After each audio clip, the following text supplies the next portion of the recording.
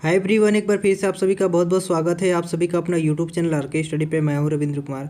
Guys, आज हम लोग डीसीसीएन का 2021 का मॉडल पेपर देखेंगे कि 2021 में क्या क्या पूछा गया था और 2022 में किस तरह से क्वेश्चन आएंगे और किस तरह से पूछे जाएंगे। ठीक है, आपका एग्ज़ाम बहुत ही करीब है, 20 से होना स्टार्ट हो चुका है। सभी का डेट वगैरह आ चुका है, तो सभी लोग इस समय अपने जो मॉडल पेपर हैं, क्वेश्चन बैंक है, इन्हीं के आधार पर अगर आप तैयार करते हैं तो अच्छा मार्क्स ले आ सकते हैं। ठीक है, तो सबसे पहले मॉडल्स देख लीजिए कि कहाँ कहाँ से क्वेश्चन उठते हैं, उसी हिसाब से अपना तैयारी करते रहिए। ठीक है, जिससे कि आप सभी को पता चल जाएगा कि हमने क्या क्या पढ़े हैं और क्या क्या नहीं पढ़े हैं। तो सबसे पहले चलिए मॉडल पेपर देखते हैं। उससे पहले कि चैनल पर नए हो तो चैनल को सब्सक्राइब कर लीजिएगा। चलिए आज की वीडियो को शुरू करते हैं। तो गाइस, यहाँ पे देख सकते हैं डिसीजन का पहला क्वेश्चन है। ठीक है, डिसीजन का पहला क्वेश्चन है आपका पॉलिटेक्निक थर्ड सेमेस्टर के सभी स्टूडेंट ध्यान से देख लीजिएगा। फ्रेमिंग से आप क्या समझते हैं और फ्रेमिंग की विधियाँ क्या है, ये आपसे पूछा गया है। ठीक है, दूसरा है आपका एचडीएलसी को समझाइए और तीसरा है डीएनएस पे टिप्पणी लिखिए। तीन क्वेश्चन है इसमें। देखिए दिखा है कि दो क्वेश्चन को हल कीजिए, यानी दो क्वेश्चन का आंसर देना है आपको। तीन इसमें दिए गए हैं। तो सबसे पहले फ्रेमिंग के बारे में थोड़ा बहुत समझते हैं, थोड़ा थोड़ा हम समझा देंगे, इसको आप लोग पढ़ लीजिएगा। देखिए, दो लेयर होते हैं, एक तो आपका फिजिकल लेयर होता है, एक नेटवर्क लेयर होता है। ठीक है, दोनों लेयर के बीच में होता है, एक आपका ऊपर हो जाएगा network layer, N for network, और आपका यहाँ पे हो जाएगा physical, P for physical layer. इसके बीच में, ठीक है, इसके बीच में आपका होता है यहाँ पे फ्रेम। ठीक है, यहाँ पे हमारा फ्रेमिंग होता है। तो गाइज, ये दोनों लेयर के बीच में आपका फ्रेमिंग होता है, जहाँ पे हेडर, पैकेज और इस तरह के जो पैकेज होते हैं इन दोनों के बीच में होते हैं, यहीं पे फ्रेमिंग होती है। ठीक है, तो फ्रेमिंग क्या होते हैं ये ज़रूर पढ़ लीजिएगा, इंपॉर्टेंट है। दूसरा है आपका ब वाला जो एच डी एल सी। ठीक है, अब एच डी एल सी क्या होता है ध्यान से समझिएगा। एच डी एल सी जो आपका होता है, एच डी एल सी का जो फुल फॉर्म होता है, इसका होता है कि हाई लेवल डाटा लिंक। ठीक है, एच फॉर आपका होता है हाई, डी फॉर आपका डाटा होता है, एल फॉर आपका यहाँ पे लिंक होता है। ठीक है, और यहाँ पे सी फॉर कंट्रोल होता है। ठीक है, यानी इसको कह सकते हैं high level data link control, C for control होता है। तो यहाँ पे एच डी एल सी क्या होगा आपका हाई डाटा लिंक, यहाँ पे कंट्रोल हो गया। ठीक है, ये इसका फुल फॉर्म होता है। ये क्या करता है कि हमारे नेटवर्क जो होते हैं एक दूसरे के नेटवर्क के मध्य ट्रांसमिट करते हैं। मैंने कह सकते हैं कि एक दूसरे से क्या करता है, प्रोटोकॉल्स करते हैं, एक दूसरे से डेटा को जोड़े रखते हैं या सूचनाओं को क्या करते हैं, एक दूसरे के पास ट्रांसमिट करता है। ठीक है, तो एच जो है, एच एक यूनिट के रूप में व्यवस्थित होता है, जिसको हम लोग फ्रेम्स कहते हैं। ठीक है, अब यहाँ पे जो फ्रेम है इसी से संबंध आपका एच है। ठीक है, तो ये जो आपका फ्रेमिंग है इसी से रिलेटेड आपका एच दोनों क्वेश्चन देखिए सेम टाइप का पूछ दिया है, बस नाम अलग अलग कर दिया। तो एच सिंपली क्या हो गया, high level data link control. ठीक है, high level data link control यानी डाटा को कंट्रोल करेगा। दूसरी बात कि हमने बताया कि एक नेटवर्क से दूसरे नेटवर्क के अपने जो सूचना होती है, डेटा जो होती है, उनके मध्य ट्रांसमिट करता है। तो एच क्या होता है आपने समझ गया होता है। तीसरा आपका क्या है, डीएनएस।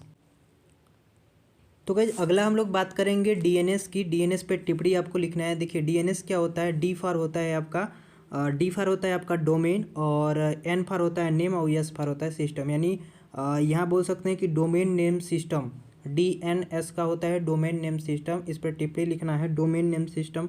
डोमेन देखिए, अगर कभी हम किसी को साइट बनाना होता है, कोई पर्सन को अपना स्पेशलिस्ट साइट बनाना होता है, तो वहाँ पे डोमेन नेम की ज़रूरत होती है। ठीक है, जिसको कुछ रुपए देकर परचेज करते हैं और अपना साइट बनाते हैं। तो इस पे जो आपका मन हो लिख सकते हैं। डोमेन क्या होता है, इंटरनेट से रिलेटेड होता है, जो एक आईपी एड्रेस होता है, इस तरह से आप लिख सकते हैं। तो डोमेन के बारे में थोड़ा बहुत हमने बता दिया। इसके फुल फॉर्म डी फॉर आपका डोमेन हो गया, एन फॉर नेम हो गया, S for system, domain name system. ठीक है, और ये भी हमने बता दिए बी वाला एच का हाई यहाँ पे हाई लेवल या हाई डाटा लिंक कंट्रोल। ठीक है, तो ये हो गया आपका पहला क्वेश्चन सॉल्व। अब बी देखिए, यहाँ पे बी आपका क्या है, नेटवर्क से आप क्या समझते हैं। तो गाइज, इसमें कम से कम आपको 3 से लेकर 4 पेज लिखने होंगे, इस बात को सभी लोग ध्यान में रखिएगा। दूसरा क्वेश्चन में 2 करने हैं, इस तो आपको यहाँ पे 10 नंबर कन्फर्म हो जाएंगे। देखिए, नेटवर्क से आप क्या समझते हैं, और यहाँ पे नेटवर्क क्राइटेरिया की विवेचना कीजिए। तो गाइज, नेटवर्क 3 प्रकार के आप लिख देंगे, लैन, वैन, ठीक है, और मैन। 3 टाइप के लिख देंगे। इनकी क्राइटेरिया क्या है, लोकल एरिया नेटवर्क है, वाइड एरिया नेटवर्क है। ठीक है, तो इस तरह से यहाँ पे जो नेटवर्क है इनके बारे में पूरा विस्तार लिखेंगे। कम से कम ये 4 से 5 पेज भर सकते हैं आराम से। ठीक है, अब यहाँ पे वायर्ड और वायरलेस मीडिया की तुलना कीजिए। अब वायर्ड कौन से होते हैं, वायरलेस कौन से होते हैं। जैसे कि आप रेडियो सुनते हैं या फिर आप टीवी देखते हैं जिसमें कि आपका बिना वायर्ड का आपका फिगर दिखाता है तो वायरलेस मीडिया हो गई। और वायर्ड में जैसे माइक से आप बोलते हैं तो वायर्ड वाला हो गया। तो जो जिसमें वायर लगा होगा वायर्ड हो जाएगा और जिसमें वायर नहीं लगेगा वो वायरलेस मीडिया हो जाएगा। ठीक है, तो क्या होते हैं ये आप लोग कौन कौन से होते हैं ज़रूर समझ गए होंगे। अब देखिए यहाँ पे स्विचिंग से आप क्या समझते हैं, सर्किट स्विचिंग के बारे में बताइए। अब स्विचिंग के बारे में यदि आपने पढ़ा होगा तो ज़रूर आप जानते होंगे। अब जैसे कि स्विचिंग में क्या होता है, ऑन और ऑफ करने का दो ऑप्शन होता है। स्विच जानते हैं ना, उसी के बारे में यहाँ पे लिखना है, किस तरह से वर्क करता है लिख देंगे और अच्छा है। ठीक है, कम से कम 2-3 पेज इसको भर सकते हैं। तो गाइस यहाँ पे सब हम केवल हीट दे रहे हैं, आप समझ जाए होंगे। तो स्विचिंग के बारे में यहाँ पे समझ गए आप। अगला है हमारा तीसरा क्वेश्चन, इसमें भी 2 करने हैं और 10 नंबर। मॉडल जरूर आता है, OSI मॉडल जरूर आएगा, पक्का आएगा। TCP मॉडल और OSI मॉडल 2 ही मॉडल है, दोनों में तुलना करने के लिए आया है। ठीक है, इसके बारे में भी मुझे उतना नहीं पता, अभी भूल गए हैं मैं। जब हम लोग पढ़ रहे थे तो उस समय मुझे याद था, अभी मैं इसमें इसको देखा नहीं हूँ इसलिए मुझे भी याद भूल गया है। ठीक है, लेकिन OSI मॉडल और TCP IP मॉडल है, ये जरूर देख लीजिएगा। ठीक है, इंटरनेट प्रोटोकॉल ये बहुत ही इंपॉर्टेंट है, इसमें कुछ लेयर्स होते हैं जिनको आपको याद करने हैं। एक ये है आपका IPv4 हेडर और IPv6। ठीक है, ये दोनों हेडर हैं जो कि नया वर्जन है IPv6, तो इनके बारे में डिफरेंट जरूर याद रख लीजिएगा। ठीक है, यानी IPv4 माने इसका कहने का मतलब है कि इंटरनेट प्रोटोकॉल वर्जन 4 है ये, और ये इंटरनेट प्रोटोकॉल वर्जन 6 है। ठीक है, यानी IPv4 और IPv6, तो इसके बारे में ज़रूर पढ़ लीजिएगा, ये इंपॉर्टेंट टॉपिक है।